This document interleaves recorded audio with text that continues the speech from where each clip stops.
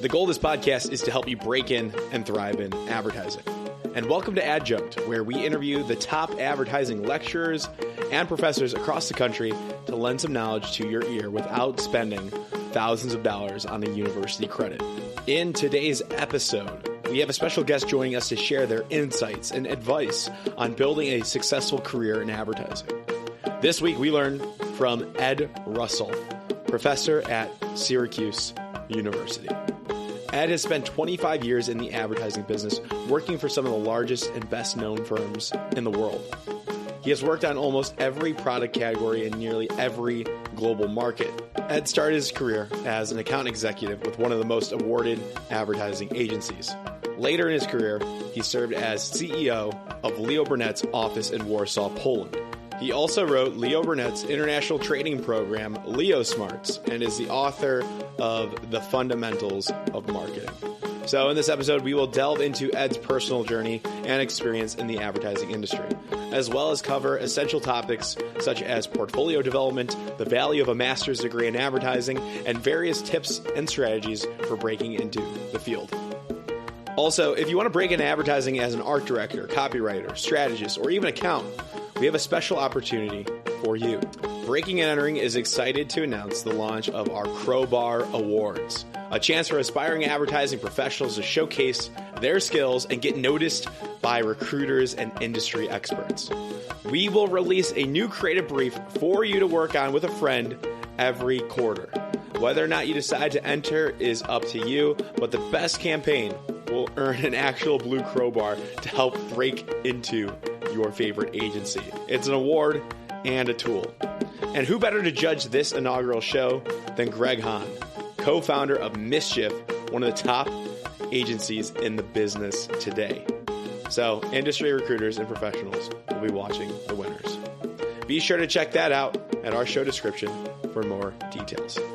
Now on with the show. This is the Breaking and Entering Advertising Podcast, Adjunct edition. And as usual, I'm your accomplice, Gino Schellenberger. Kick it, Mikey.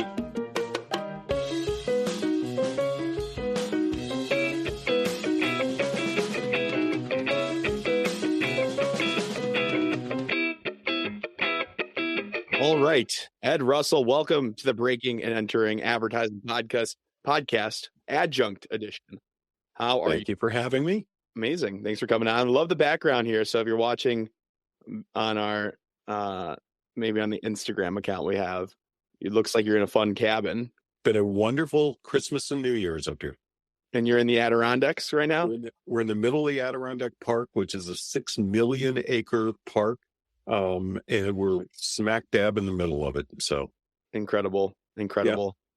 Well, I'm glad you had a great break, and I can't wait to talk advertising with you.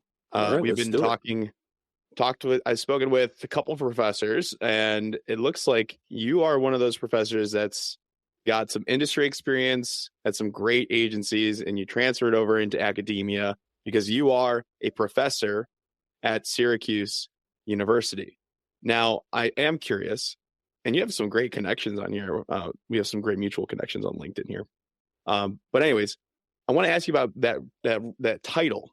Are you a professor? Are you a lecturer? Are you adjunct? I know the title of this segment is adjunct, but give us some more background on what you do at Syracuse. I am an associate professor, and I am tenured, and I've been here for 19 years and been teaching. I just finished writing my third book, which is kind of fun. Nice. Yeah, it's great. It's really a wonderful thing to do. So did you know early on that, like, to be a professor, I'm curious because do you need a PhD to become a professor, a tenured professor? Because I thought that was the case for the most part. You do at a lot of colleges, and but we are what we at the Newhouse School at Syracuse University. We're what's called a professional school. Mm-hmm. And about half of our professors come out of the industry, and we believe very strongly that that experience is necessary, and the other half come from academia, and are PhDs and are doing really interesting research, which is not what I did and not what I do. But yeah, so it's split up pretty much half and half. You need that balance. I always had a bias or more appreciation for those industry professors of practice or lecturers that were connected and could get the jobs because of your connections. So, but I also respect now later in my life, and as I look back, the principles I've learned from the theories, those more PhD professors as well. So the balance is necessary. They're both important. They're absolutely both important. Right. So, but for this podcast, I don't have many PhD like research professors. I should probably get some more. So I'll ask you after this. I can get you some. Yeah, for sure. So, but for now, I want to know about you and that experience you did have. Get some credibility on the table here. So, give us the rundown. When did you know that you wanted to study or pursue a career in advertising? What was that break-in moment as well? Yeah, I literally have a moment in my undergrad. I went to Ohio University undergraduate, and I had one moment in sitting in class thinking, this guy's got the best job ever. But one of the reasons why I liked him, his name was Tom Peters. One of the reasons I liked him was because he did have experience, and he did, he had actually done it. And so I thought, I want to do that. And it was 1978 when I graduated, and the economy was kind of in a dump. I managed to graduate undergrad in about 3 years. Well, 3 years, and as a result of that, I almost felt not ripped off, but I almost felt like, wow, I shouldn't have done that. And so I decided, graduate school.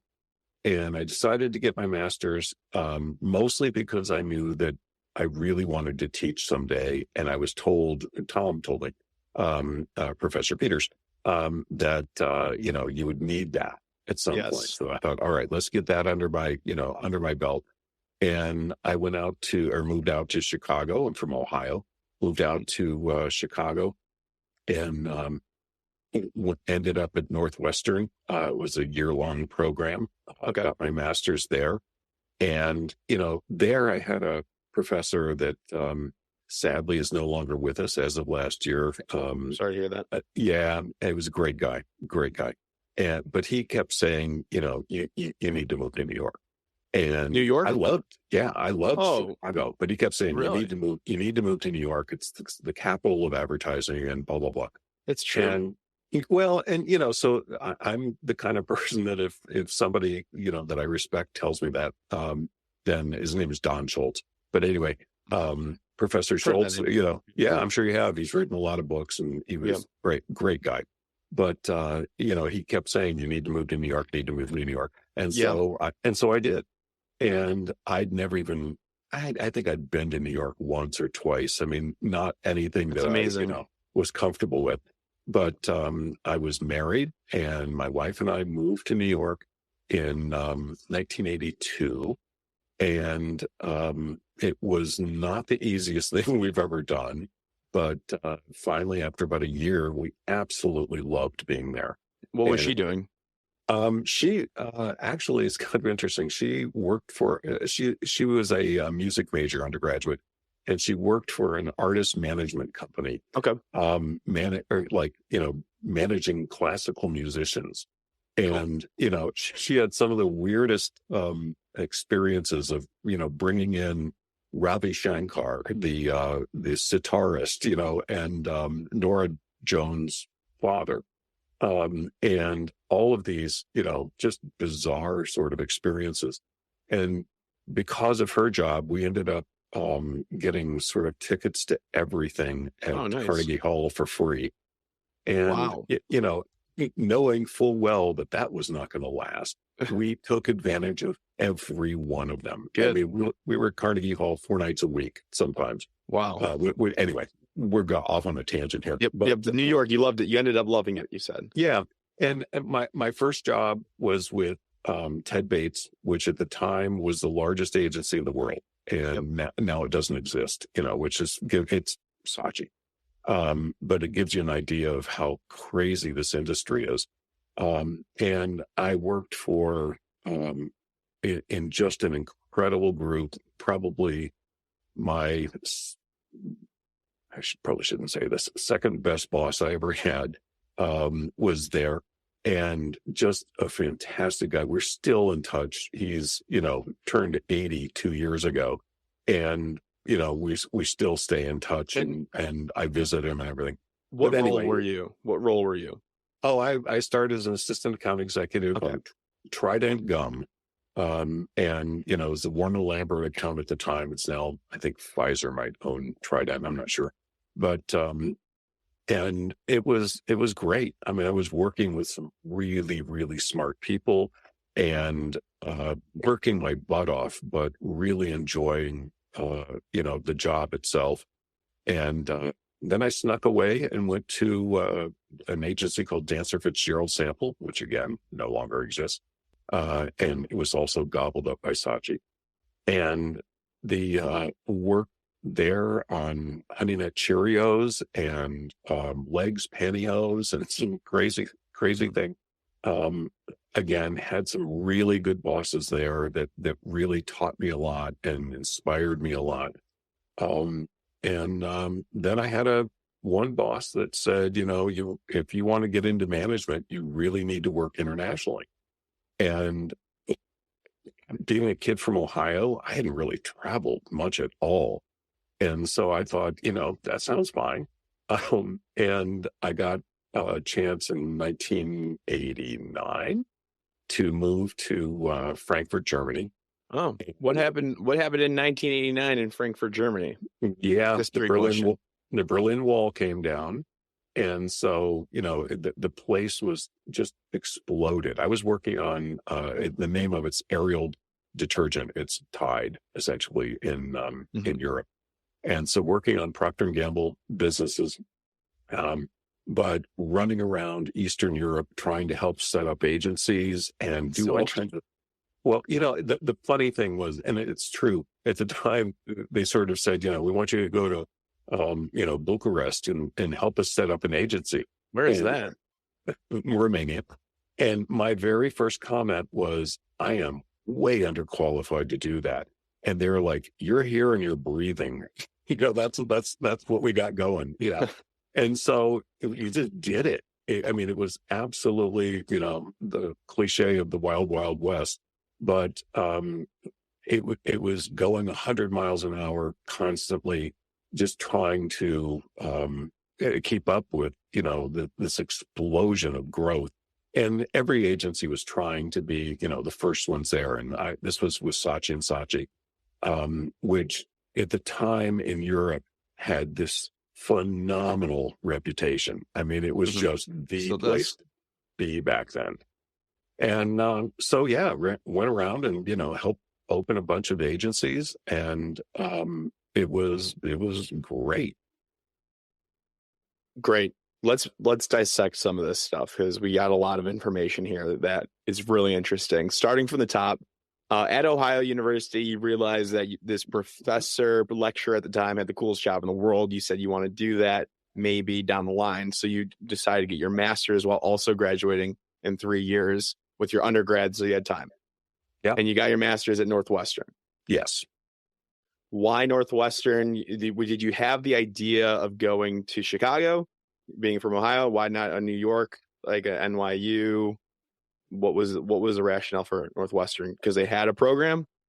It's actually, it's an interesting question, because I think I felt way more comfortable in Chicago being I used to refer to it as a big Columbus, Ohio. Yeah. It's very, very similar, sort of Midwestern values and everything else. And my wife grew up in Minnesota. And so we felt very, very comfortable there. Yeah. And Northwestern, I had it's an interesting question. Here we go. I haven't thought about this in a long time. I had a job interview with Ogilvy in Chicago. And this is before my master's. And I could tell, and this was so unlike me to do this, but I could tell in the middle of the job interview, I wasn't going to get this job. I could just tell. And the guy that I was interviewing with, I liked, I respected, but I could just tell this wasn't a fit, or you weren't experienced enough. I wasn't. Well, I'm going to say, sorry if anybody's listening from Ohio University, but Ohio University didn't have the prestige that I needed to get into Ogilvy. I mean, it's a great agency, and that just didn't make it. And so, in the middle of the interview, I said, I can tell this isn't going to happen. And the guy just looked at me surprised. And I said, tell me what you think I need to do. And he literally said, go to Northwestern and get your master's. Wow. Yeah. That's interesting. I've never heard that before. I know. And I don't think it was because I needed a master's. At that time, it was a little more common to get a master's. Or a little more, people weren't quite sure what to, do with that, but it was more common. Yeah. But it was mostly Northwestern. It was, the name, the prestige. Exactly. And I want to talk about like what you think today and like how you would approach this today as well. So don't let me forget, but keep going. And so, I just kind of, I didn't leave there in any way deflated. I actually applied to Northwestern very, very late. And I think a few of the students in the master's program had decided not to come. And I think that's the only reason I got a spot. Oh, like a wait list. Yeah, kind of. And I also got, some scholarships and stuff and started 2 weeks after I applied or something. I mean, wow. And this was right after you graduated undergrad, like pretty soon after? It was, it's 78 to, 81. So 3 years after. Yeah. I did a couple of other ad jobs. I worked for a magazine. I worked for okay. ad I thought you did this right away. So you had some smaller. Right away. No, it wasn't right away. But I knew I wanted to do it. I just also felt like, I needed to I hate to say get it over with because I enjoyed it. But I needed to get through it so that I didn't put it off until I wouldn't do it. Yeah. It is kind of like you just got to get through it. Yeah, exactly. I'm glad it was a little bit more enjoyable. Got it. Although I have to tell you, when I, I'm sure Evanston and the area. Yeah. Every time I drive by Medill, my stomach still just cringes. Because of, how hard I worked on that. And it's just ridiculous. It's how many years later. And it just literally, we were there 2 weeks ago. And you still got that? Yeah, still like, so it was late for something. Okay. Just this is a little bit, it was stressful. I mean, the master's, it should be stressful, right? Yeah, it was good. It was push you. And you know what? I tell people, don't do this, or you don't need to do this. You'll be honest. Now, because, the bachelor's and master's are very, very similar. Mm-hmm. I felt like the only thing for me was I wanted the credentials so I could teach. And B, it's like everything in the undergrad that I liked and I enjoyed. I really, I didn't learn more. I just figured it out. I figured out how it really worked in the master's program. And, versus, hearing it once. So it worked. Yeah, definitely. Yeah. I always say, and I think you agree, if you want to teach advertising, the master's in advertising is probably one of the only reasons. It also can, MBA could help you out on the client side to excel and promote yourself there. And especially if somebody if you are client side, like at a P&G or Microsoft, they might pay. I know Nike might pay for some of your classes, but I have not seen agencies and 150 interviews. I have not heard anybody bring up an agency will pay for your complete master's program. There are some agencies that will pay for classes and undergrad and some like COD or community college classes, but I have not heard of anybody paying for a master's degree in agency side. This may not be the case anymore, but when I was in New York, they all paid for it. and they would pay for, I had a bunch of friends going to NYU getting MBAs and stuff that the agency would pay. On the agency side, maybe because I'm still really entry level. Maybe there's some cases that I don't know about where there are C-suite level executives that get paid, but on the lower to mid level, I haven't heard of it. Yeah. And I would be surprised if they dropped this. And the only reason, well, I don't know. I shouldn't say that. It may not be most agencies have some affiliation now with Europe, with Publicis and WPP. And they might have dropped this because it's not common in Europe. But in the US, at the time I was there, everybody would pay for, whatever courses you wanted to take. And the reason they would do it was because nobody did it. I mean, it was this it was this great time. Yeah. Well, it was this great, sort of benefit that no one took advantage of. So, yeah. That's interesting. What we'll do now, I know my agency, Havas Chicago, will pay for cultural experiences and classes that you can pick, and you'll get it approved for creatives or anybody in the agency to creatively expand their mind. That's not you. That could be a class. It could be a couple classes, but usually people are getting museum admission tickets for the season, or they're doing like stand-up comedy classes. But yeah, they're investing in some other stuff in some other areas. I took an entire team of people to Second City, and we hear that. We hear that so much. Second City, for those who don't know, is like the Comedy Central area classes. A lot of famous comedians graduated or went there and kind of figured it out. So yeah, that's exactly like what we're seeing now. But I'm definitely interested in master's, so that's why I asked about it. I'm looking for a 1-year quick online one, but we'll talk after because I know I want to teach. I teach one. Okay, we'll talk after. There you go. Plug it. What's it called for the listeners out there? Well, for Syracuse University, it's the Newhouse School. We've got a online master's program. Nice. Yeah. So great. Now we know like what rationale and why somebody might want to do that. Is there any other reasons why you might sell the master's in advertising other than teaching? I mean, there's got to be some practical applications as well that I'm not aware of. If I had it to do over, I definitely would have gone for the MBA, even though it's a 2-year program and everything else. I just think I would have learned a lot more than, because like I said, I don't think that I learned a lot. I just perfected my ability to do it a lot better. Yeah. And I appreciate you being honest here. That adds so much more credibility. And like, I believe you now. And like, I trust you like with this program. So thank you for that. I'm sure Syracuse has an MBA program as well.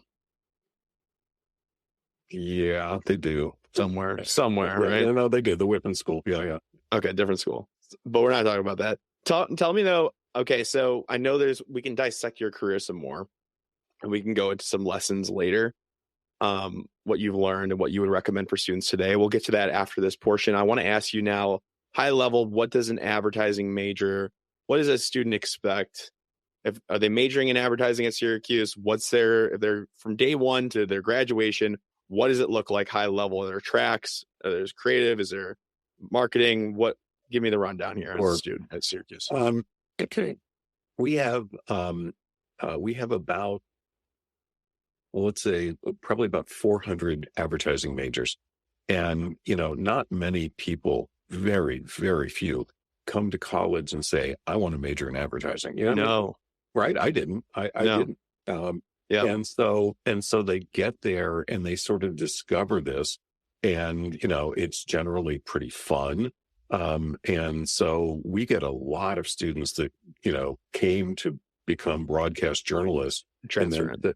And then transfer in and, Yeah. I thought Illinois was 2/3, I think, transferred in to advertising. Yeah. And that's never going to change. Yeah.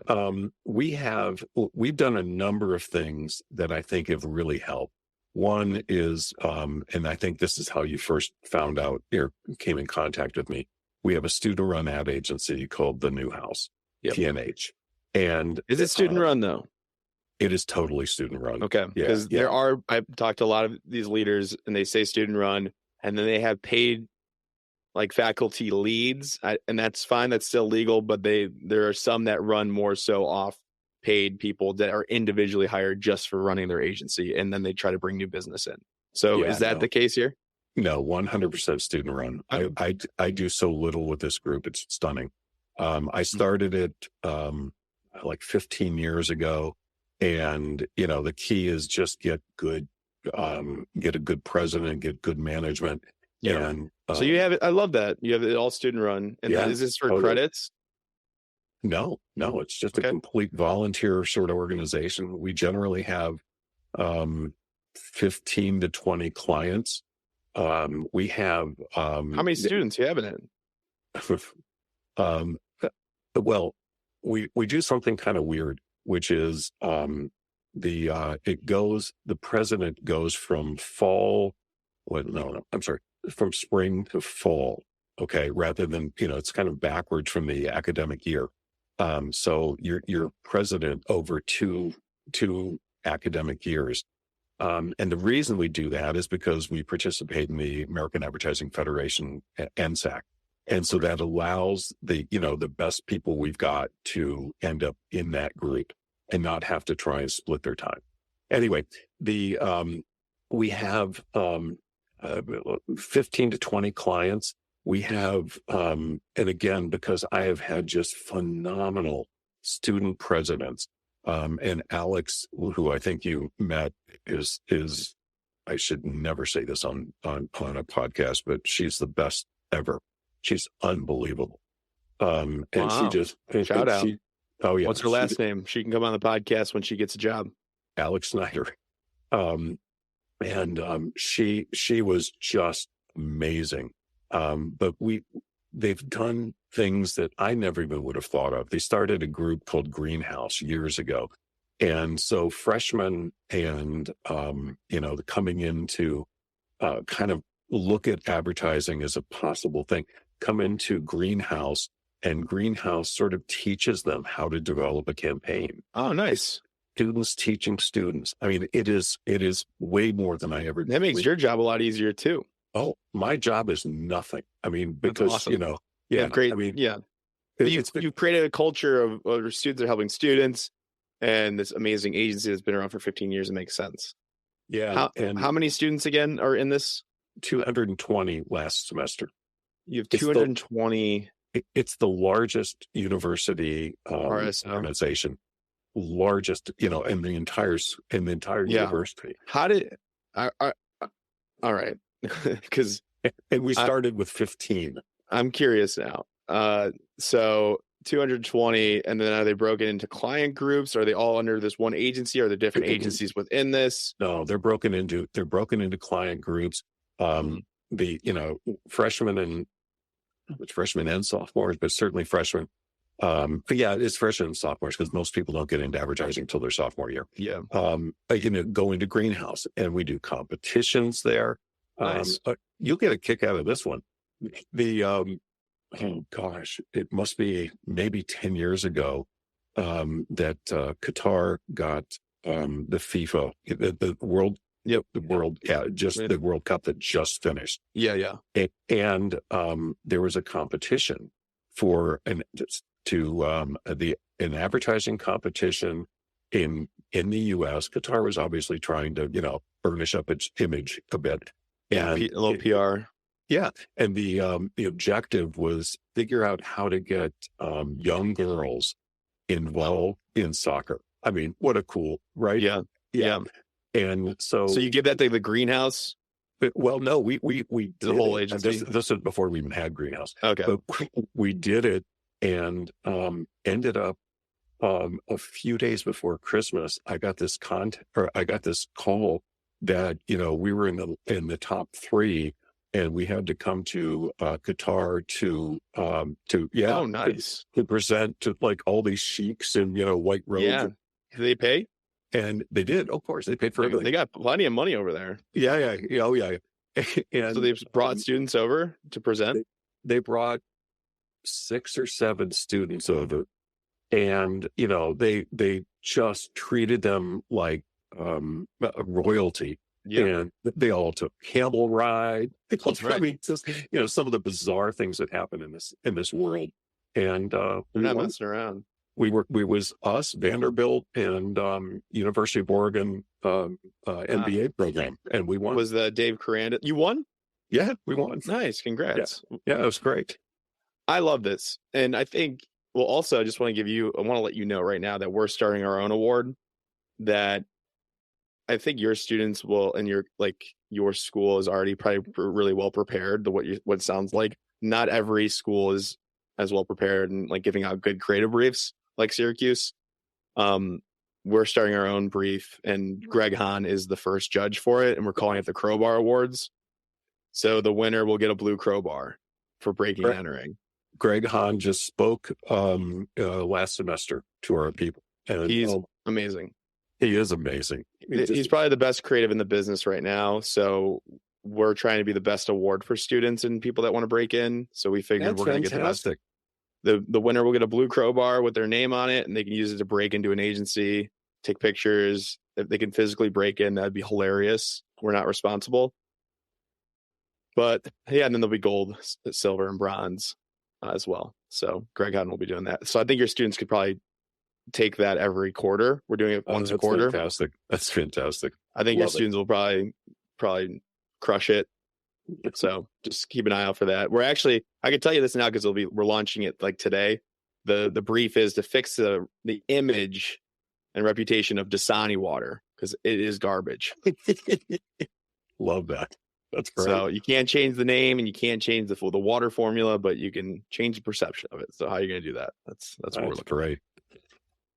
And I think it's so important. I love that you're running this agency, and then getting involved is crucial. And you said that at Ohio University, you felt it didn't have the prestige.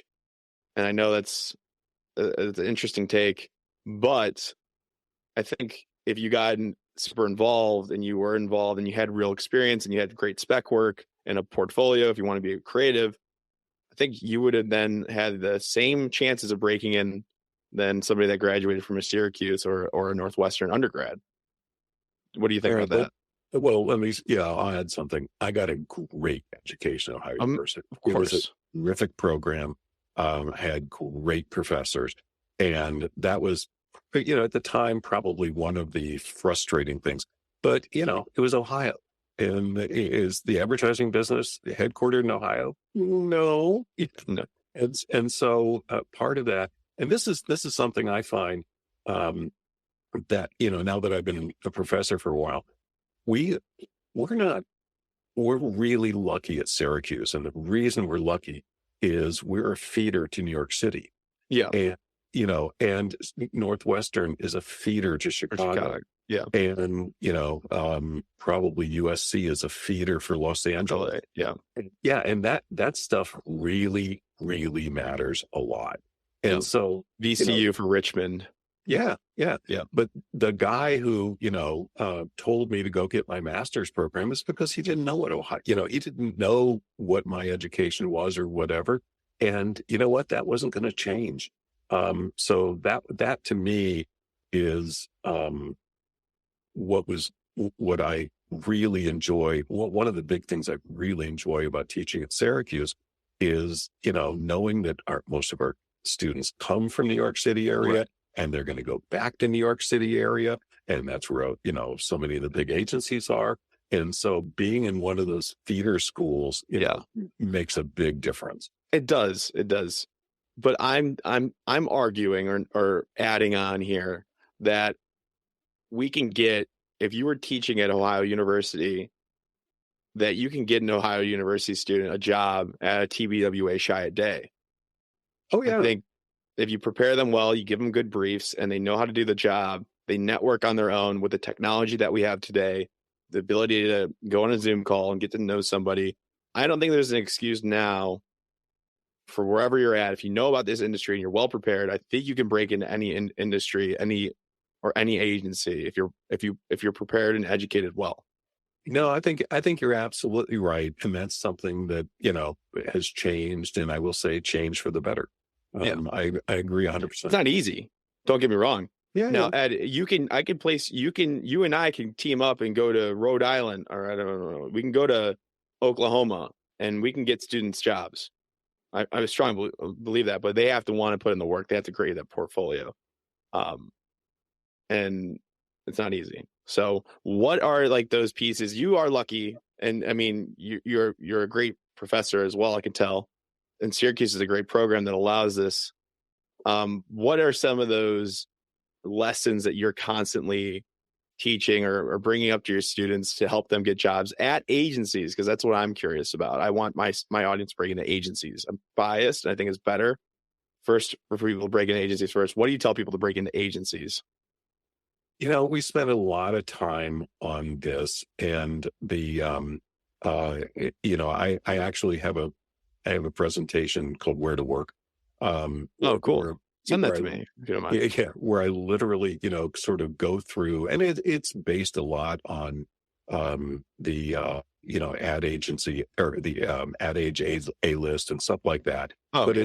it's also based on who's been winning awards, who's been winning new business. New business. Where are the places that are doing well versus the ones that aren't? And we spend a lot of time on those kinds of things, so I think when the students come out, and here's the other thing too, that, oh my gosh, I've never seen anything like Syracuse. I mean, I certainly didn't have this part. The alumni network is stunning. Mm-hmm. And, we have so many people working in advertising. So, if you want to go to work wherever, BBDO, we're going to probably have 20 people there. Amazing. And they're so, I don't, They look out for each other. Yeah. We don't nice. like, drill this into them, but they help each other. And I always tell students the same thing, that the people that have been out for 2 to 3 years, they remember how hard it was to get in. They are the most important people. Absolutely. Absolutely. But the people have been out for 10 years, they forgot they went to Syracuse. They're right. they're a little bit farther removed. They have kids or whatever. They're doing other things. Some of my most listened to episodes are the people that are 2 to 3 years out of school. Yeah. But you mentioned that the network at Syracuse is super strong, and it's obviously well known in the industry. I've known the prestige of Syracuse as well. But I've been studying advertising, and I'm a student of it still. You can still do this anywhere. Like you can Absolutely. still find out those connections, like the 2 to 3 alum you might have, hopefully at that agency, maybe more. Reach out to them, send a LinkedIn note, say, hey, I'm a University of Syracuse alum, or Illinois, or wherever you went. I know Texas has alum all over too. Reach out to them. Hopefully they'll get back to you. But that's a great little note. No, ours have been really good. And frankly, I teach freshmen and seniors. Oh, and, nice. Yeah, it's kind of fun. But the seniors, I tell them, you guys are going to meet these people. You're going to, we're going to help you network with them and everything else, but then you're going to become one of them. And they throw the line back. Yeah, they are so excited to, become that person. So that's kind of great. I love it. Keep the network going. We've learned a lot in this episode, Ed. I want to end this short here, and I want to let people know that they can reach out to you. Is that appropriate? Absolutely. Yeah, how can they reach out to you? LinkedIn is probably the easiest. Edward Russell. You'll find me on that pretty easily based on this. But yeah, that's probably the easiest way. Amazing. So on behalf of all students of your own or any of our listeners, I want to thank you for coming on, lending the knowledge that you've learned over your career, from industry to teaching for many, many years. It seems like you're doing a great job. The agency seems amazing. You're getting students jobs. You're creating a great network. I always like to think about it like a coaching tree, and your students are like your assistant coaches that go out. I don't know if you're a sports guy, but I think you're doing a great job. You're very like Ed Reed, like you're just creating a great tree. Do you get that reference? I do. Okay, thank you very much. I appreciate it. Cool. All right. That's my compliment to you. And we'll have students reach out, but let's stay in touch. You've been great. Well, sounds great. Thanks. All right. Appreciate you. Thank you so much for listening to this entire episode of the Breaking and Entering Advertising podcast. If you like what you heard, It would mean a lot to us and help us grow and get better guests and better break-ins if you can go to Apple Podcasts and leave us 5 stars and a small review if you have the time. Be sure to connect with our guests if you like what they said by going to our Instagram at Breaking and Entering Pod. That's all one word, Breaking and Entering Pod on Instagram. We have links to their portfolios and their LinkedIn, and they want to connect, so do that. And thank yous. Thank you to Mikey Malarkey, our audio engineer, and Buchan Zhang, our creative director. Can't do it without you two, and a team from the University of Illinois. It's a student team from the agency called AdBuzz. They're a PR agency, and it's been a pleasure working with them. Thank you all so much, and we will see you next week with another amazing guest.